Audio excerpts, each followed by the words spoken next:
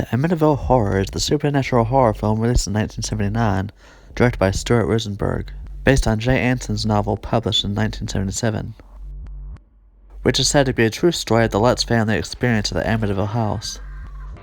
A haunted house story that's piqued the interest of ghost hunters and moviegoers everywhere.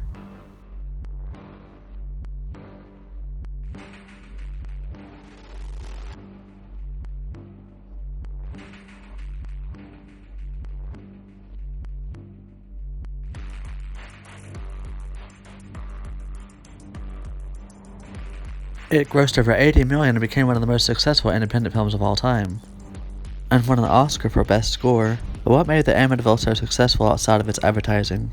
Sure, that made a big difference in sales, but also is rightfully admired. It had a great cast, James Brolin and Margot Kidder as the leads.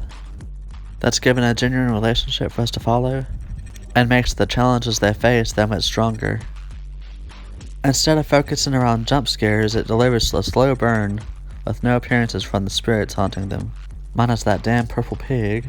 I think what you imagine is sometimes more impressive than what you actually see.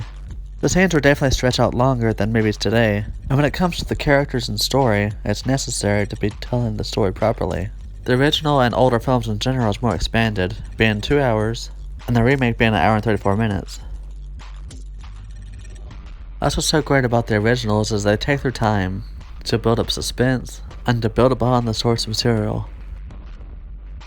On that note, it brings me to the 2005 remake, and at that time it was the trend every year with a classic title that would be given a new take. So of course Amityville was one of them, directed by Andrew Douglas, and starring Ryan Reynolds and Melissa George.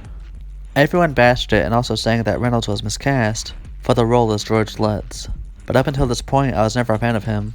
His performance here has shown that he can bring much more diversity to the screen, usually known for his comedy, and his nice guy appearance versus White. After all, I think he was a really interesting choice. Like the tethered relationship in the original was driven by the performances, and the same goes here.